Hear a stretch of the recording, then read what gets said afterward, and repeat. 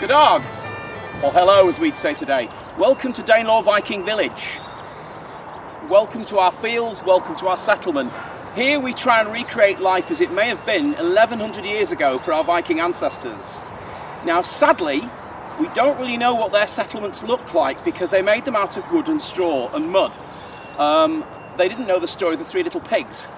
They built them out of these materials, and the big bad wolf didn't blow them down. They've rotted away. So the truth is we'll never really know what a Viking village looked like. We're guessing. But we think we know from archaeology, from what we've found in the ground. Now the first thing we're looking at, if we're at a Viking settlement, is the fields outside. Our ancestors didn't have the advantage of supermarkets. They had to grow their food. If they were anything, they were farmers. So out here in the fields is where they would grow a range of crops and keep their animals. You might have planted barley and wheat for bread and beer, and then peas and beans to make soups and stews. These are all things that can be dried out and kept in your house over the winter without rotting. Grass would be grown for their animals, and that would have been brought in summer and rolled up and dried, ready for use in the winter. In fact, the Vikings even called the month of July Heyanir, meaning the month when we gather hay. So out here is where the battle really goes on against your worst enemy. Your worst enemy is not an Anglo-Saxon. Your worst enemy is hunger if you're a Viking, and you fight it out here as a farmer. Now, if we look at the village itself, it's got a wall round it, and there's a reason for that. These were dangerous times. Our ancestors didn't have a police force like we do to protect them, so they had to protect themselves. They would have put a wall around their settlement, and the Viking word for wall or fortified settlement is burg or borough. You look at a map today and see how many towns in this country have the word burg or borough in them. They probably had a wall around them 1100 years ago. I don't think we're in any danger today, so we're going to walk into the settlement and see what's happening inside. Let's go in. You can see the houses are very low. Most of them are single rooms with either a thatched or a wooden roof called a shingled roof. Fire was a constant danger, and many of these houses would have burnt down and been rebuilt.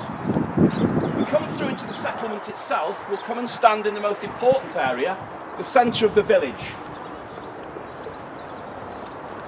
Now the Vikings were very fond of having meetings, and they would call a meeting a thing. This is the thing place where they would call their meetings and assemble for discussions, to punish people or to make judgments. This would have been the place for it. All around here you can see evidence of how these people may have lived. Again, we have to be honest and say, we don't really know what these villages look like. We're not pretending this is real, it's our interpretation. But it can't be far off because of the way we've built it. If we look at the houses, you can see there's two basic types. One type over here was made with a wooden framework, and then the gaps in the wooden framework were filled in with woven twigs and sticks. We call that wattle. They then put a gooey mess of mud and straw on it. They also used animal dung. We haven't in ours. But this was called daub, and it was put on the inside and the outside of the house, and this acted like a very strong wall plaster. There's evidence some of these houses could last up to 50 years before they needed rebuilding. This one's 20 years old, and it hasn't fallen down yet. The other type of house you might see is the one like you see over here, which is basically a plank on frame. It's a framework and then planks have been on. That would have been a more expensive house to build because it would have required planks to be split. You'll also notice the beautifully carved head on the roof there of the ravens. The Vikings were a people who had no real scientific knowledge. That doesn't mean they were stupid or uneducated. It means they didn't understand the world they lived in, and so they used gods and they used mythology and stories to explain their world. These, of course, are the ravens of Odin, who gave his name to Wednesday, Woden's Day. He's the chief of all gods, and these are there to protect the house. You'll often see a dragon's head on the roof of a house because they were considered good luck by the Vikings. A dragon's head was a good luck symbol. Notice how much firewood there is all around the village. Without a fire, you can't heat your food, you can't heat your family and warm them, and you can't light your house. You need a fire. So firewood collection and storage would have been very important in Viking times. People would have been sent out to get firewood all through the summer to dry it out for the winter months. Every house would have had some sort of yard or garden. The garden was not for playing in, it was part of your farm. It was an extension of what you were doing to survive. Most gardens would have had their firewood stack.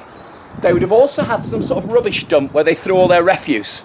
These are very useful today when we actually excavate or dig up Viking settlements, because we get to know a lot about people by looking at the rubbish they left behind. There may have even been a small plot of land to grow some vegetables and some herbs as well, but of course these don't really survive well when we dig up their settlements. And the most important thing, of course, and I'll take you over to it, is the Viking toilet pit. Something everyone shows interest in.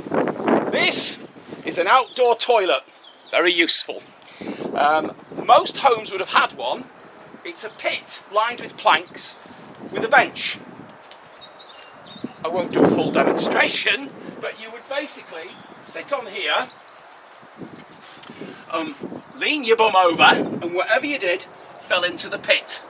If you bothered to wipe your bottom at all, you used moss or leaves.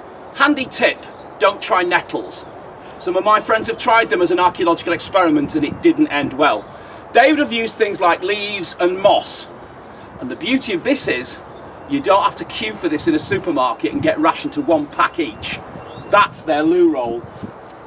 Very useful stuff. Now, there's a blacksmith's forge we can see on the village. Over here beyond the cart.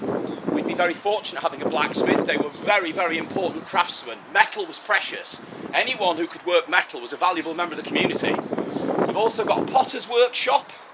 And you've got a cart in front of us here, which would have been used for hauling equipment around. This is their version of a lorry or a wagon to move things around. The most important building on the village we're looking at now is the Long Hall. A beautiful big Viking farmhouse from around 1100 years ago. This may be how they looked. We're going to be going in there a little bit later on. So this is our Daylor village. Welcome.